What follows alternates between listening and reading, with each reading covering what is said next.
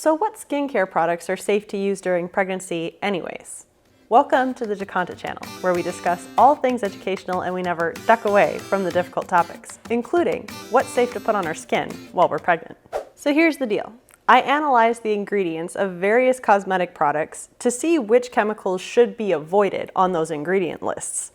But I ended up with a pretty long list. So instead of going through the long and boring list of all the chemicals that you should avoid, I thought it would be more helpful to suggest a few products that I personally, as a chemist who overanalyzes everything, would feel comfortable using during my own pregnancy.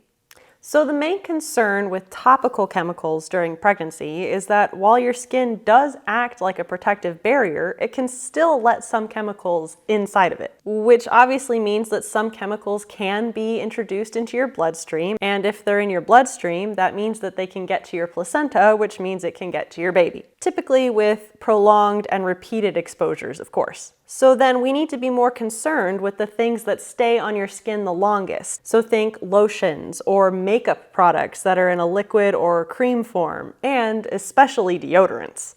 So before we go any farther, I just want to mention that I am not sponsored by any of the products that I will mention in this video. They are legitimately products that I have spent hours looking at using my chemical degree and background to analyze and what I feel comfortable with putting on my body while I'm pregnant. With that being said, finding a lotion that I agree with has literally been impossible. I just feel like a lot of the ingredients they add to the lotions are completely unnecessary, in my opinion, of course, and I don't particularly like the idea of putting extra chemicals on my body if I don't absolutely have to. While I know that most of those chemicals on the ingredient labels won't penetrate your skin to actually get into your bloodstream, into your baby, it's still my personal preference to not even have it on my body if I'm uncomfortable with the chemical itself. With that in mind, the only lotion that I feel comfortable putting on myself during pregnancy is the Dapple Baby Lotion, which is also the same lotion I use for my daughter. But even their product contains a couple ingredients that I'm not entirely fond of. So really, instead of any store-bought lotions as a way to lubricate my skin during pregnancy and keep it not cracking and looking dry and flaky, I just prefer using pure, plain coconut oil. You can buy it in bulk from any of the large retail stores for relatively inexpensive and actually a lot less expensive than most lotions. And added bonus, you can cook with it too. It tastes great. Now, when it comes to makeup, I'm not the best spokesperson because I don't really wear makeup on a regular basis. But what I can tell you is that most makeup products don't penetrate your skin because that would negate the entire function that they have, right? I mean, the whole purpose is for them to stay on your skin to make you look radiant till the end of the day. So if it was absorbed into your skin, this would be a huge problem for the makeup industry. And if you think about it, things like mascara and eyebrow pencil, you're just applying that makeup product to dead hair follicles. It's highly unlikely that those products would go through dead hair follicles to get to your baby and harm them in any way. However, the one makeup product I will caution against are any foundations that happen to be in liquid or cream form.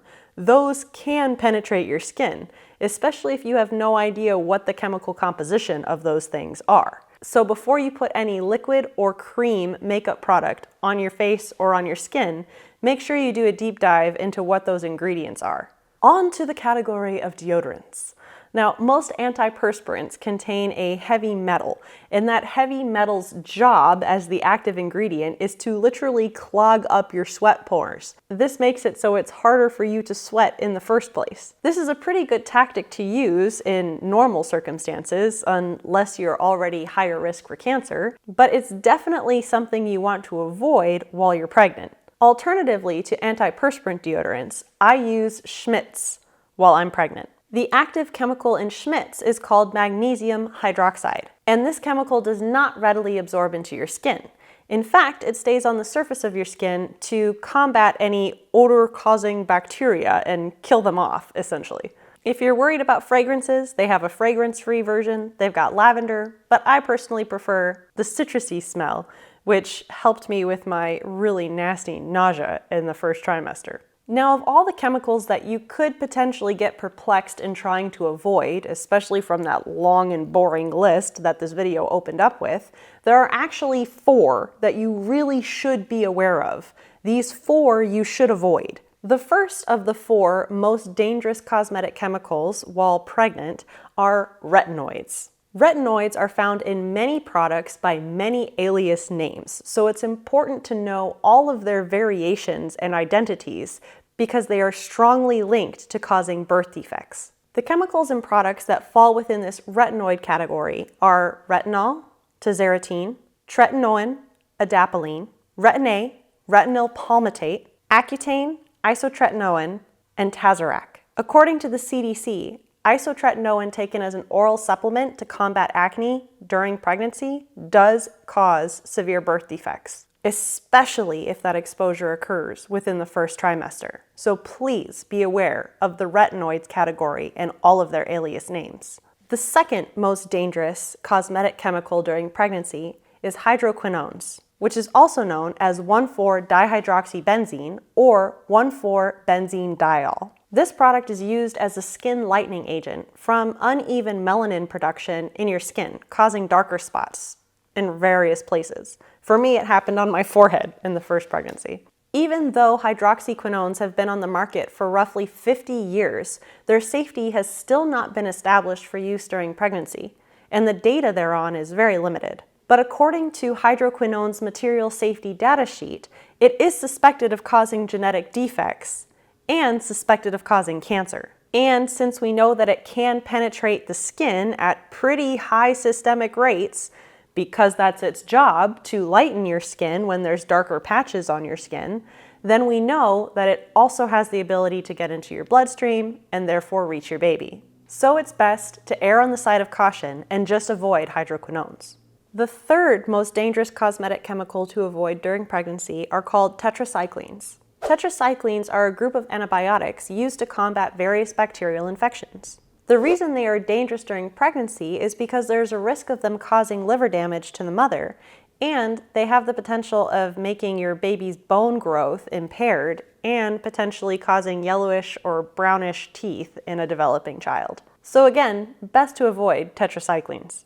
The fourth and final most dangerous chemical to avoid during pregnancy is salicylic acid. It's also known as hydroxybenzoic acid, and its main purpose is to remove dead skin cells that would clog your pores. So it's in a lot of acne-fighting cosmetics. Although no studies are conducted on pregnant women with the use of salicylic acid, there have been studies conducted on other animals. And in these reproductive studies, we know that salicylic acid causes adverse side effects to the animal fetus it's been tested on when it is taken orally. We also know that this chemical's purpose is to penetrate the skin, so a relatively small amount of this chemical will enter the skin and therefore could also get into the bloodstream and get to your baby. Best to err on the side of caution and avoid salicylic acid. So what does the little one that we're trying so hard to protect from dangerous chemicals look like this week? Well, at week 14, which is the last week where we'll be measuring the fetus from head to butt, from here on forwards, we'll be measuring based on a few other factors that contribute to the guesstimate of the length and size of the fetus.